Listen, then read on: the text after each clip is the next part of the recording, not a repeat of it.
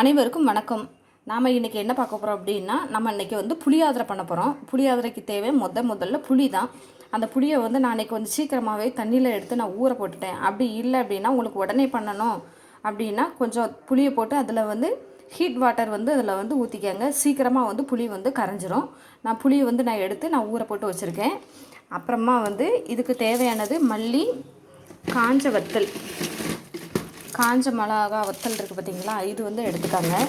இது நான் இன்றைக்கி புளிக்கு தேவையான அளவு காரம், நீங்கள் எவ்வளோ புளி சேர்க்குறீங்களோ அதுக்கு தகுந்தாப்பில் காரம் சேர்த்துக்காங்க. காயப்பொடி, முழு காயம் இருந்தால் முழு காயம் போட்டுக்காங்க, அப்படி இல்லைன்னா காயத்தூள் சேர்த்துக்காங்க. அதுக்கு தேவையான அளவு வெந்தயம்.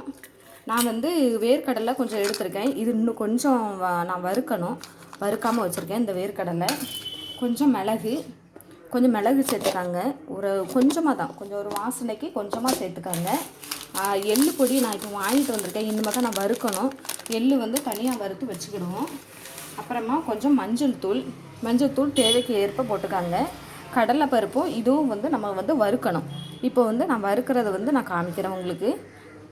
இப்போ கடாய் வந்து நல்லா ஹீட் ஆகிட்டு இப்போ வந்து அதெல்லாம் வெந்தயம் போட்டுக்கிடுவோம். வெந்தயத்துக்கு அப்புறமா அது கூட வந்து நம்ம மல்லியும் சேர்த்துக்கிடுவோம். சேர்த்து லைட்டாக அந்த பொரி வர்றதாட்டியும் வந்து நம்ம வந்து வறுத்துக்கிடுவோம்.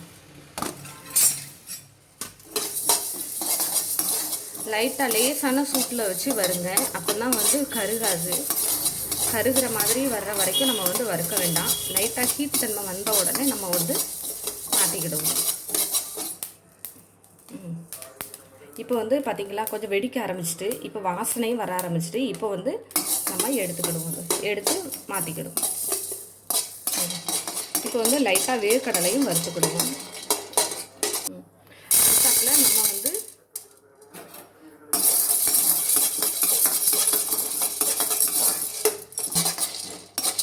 இப்போ கடலைப்பருப்பும் நல்லா வந்து இந்த மாதிரி நிறம் வந்துட்டு நம்ம இப்போ வந்து இறக்கிக்கிடுவோம். இப்போ நம்ம வந்து எள்ளு வந்து சேர்த்துக்கிடுவோம். எள்ளுமே வந்து தனியாக வறுத்து எல்லாத்தையுமே நான் வந்து தனித்தனியாக தான் வறுக்கிறேன். இப்போ வந்து நல்லா பார்த்திங்களா வெடிக்குது பார்த்திங்களா, வெடிக்கவும் நம்ம வந்து இறக்கிடணும். அப்படி இல்லைன்னா கருகிரும் எள்ளு. இப்போ அடுத்ததாப்பில் நம்ம வந்து காஞ்ச வத்தல் இதுவும் வந்து லைட்டாக வறுத்துக்கிடுவோம். இப்போ வந்து கொஞ்சமாக மிளகு இதுவும் நம்ம வறுத்து தனியாக பாத்திரத்தில் மாற்றிக்கிடுவோம். இப்போ வெறும் கடாயில் நான் வந்து எண்ணெய் விட்டுருக்கேன். எண்ணெய் வந்து ஹீட் ஆகிட்டு இப்போ அதுக்கு தேவையான அளவு கொஞ்சமாக கடுகு சேர்த்துக்கிடுவோம். கடுகு பொரியட்டும். இப்போ நம்ம கிள்ளி வச்சுருக்க இந்த காஞ்ச வத்தலை வந்து சேர்த்துக்கிடுவோம். அப்புறமா கருவேப்பிலை,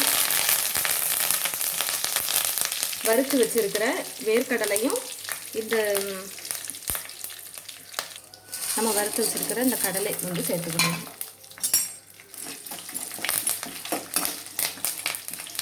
ஏன்னா நம்ம கடலையை வந்து நம்ம வறுத்து தான் வச்சுருக்கோம், அதனால லைட்டாக வெந்தாலே போதும். வறுக்காமல் வச்சுருந்தா மட்டும் கூட கொஞ்சம் நேரம் வந்து எண்ணெயில் விட்டு நல்லா வறுக்க வைக்கிறேன். இப்போ வந்து நம்ம வந்து மஞ்சள் தூள் வந்து கொஞ்சம் சேர்த்துக்கிடுவோம். தேவையான அளவு கொஞ்சம் மஞ்சள் தூள்.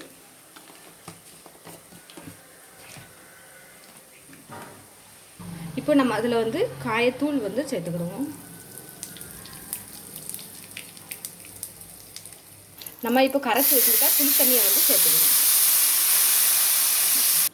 இப்போ இந்த புளி தண்ணி எல்லாம் சேர்ந்து வந்து நம்மளுக்கு நல்லா வந்து கொதி வரட்டும், நல்லா கொதிக்கட்டும். நம்ம அதுக்கு தாட்டி கொஞ்சம் மூடி வைப்போம்.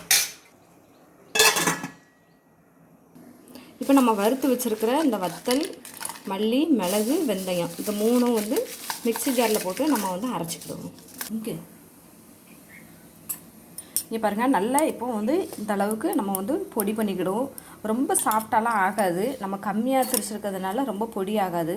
இப்போ நம்ம வேறு பாத்திரத்தில் மாற்றி வச்சுக்கிடுவோம். இப்போ வந்து நம்ம புளி கிரேவி வந்து அது எப்படி இருக்குன்னு பார்ப்போம்.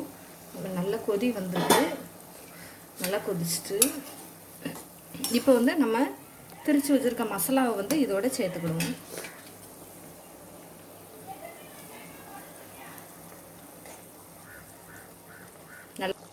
இப்போ நல்லா வந்து அந்த மசாலாவை வந்து நல்லா கிண்டி விடுவோம்.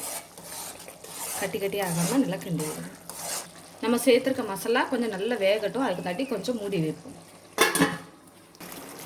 இப்போ பார்த்திங்கன்னா நம்மளுக்கு சூப்பரான நம்மளுக்கு இந்த புளி தொக்கு வந்து நம்மளுக்கு ரெடி ஆகிட்டு பாருங்க, சூப்பராக நல்லா கட்டி ஆகிட்டு. இந்த அளவுக்கு நீங்கள் வந்து வச்சுக்கோங்க. இன்னும் ஆறிட்டு அப்படின்னா வந்து இதை விட நல்லா கட்டி ஆயிரும். இது நம்ம வந்து டப்பாவில் ஸ்டோர் பண்ணி நல்லா ஃப்ரிட்ஜில் வச்சுக்காங்க. உங்களுக்கு புளி சாதம் பண்ணுவோம் போது நீங்கள் தேவையான அளவு எடுத்து நீங்கள் வந்து எடுத்துக்கிடலாம். அப்புறமா நம்ம புளி சாதத்துக்கு தேவையான இன்னொரு வகையும் நம்ம வந்து இப்போ காமிக்க போகிறேன். துவரம்பருப்பு துவையல் அது எப்படி பண்ணணும் அப்படிங்கிறத நான் இப்போ உங்களுக்கு வந்து சொல்கிறேன். புளி சாதத்துக்கு தேவையான நம்ம புளித்தொக்கு வந்து நம்மளுக்கு ரெடி ஆகிட்டு. இப்போது கடாவை வந்து நல்லா ஹீட் ஆகிட்டு இப்போ நம்ம தேவையான துவரம்பருப்பை வந்து இதில் வந்து சேர்த்துக்கிடுவோம். பருப்பு வந்து அடுப்பில் போட்டிருக்கேன். காஞ்ச வத்தல், தேங்காய், கொஞ்சம் பூண்டு, கருவேப்பிலை, புளி தேவையான அளவு புளிப்புக்கு வந்து நீங்கள் சேர்த்துக்காங்க. இப்போ இது எல்லாத்தையுமே பருப்போடு சேர்த்து நம்ம வந்து வறுத்து எடுத்துக்கிடுவோம். இப்போ வந்து லைட்டாக எண்ணெய் விட்டு அதில் வந்து வறுப்போம்.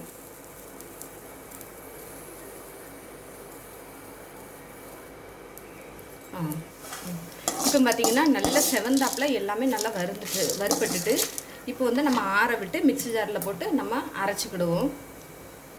இப்போ இது கூட தேவையான அளவு உப்பு சேர்த்துக்கிடுவோம். உப்பு சேர்த்து அரைப்போம்.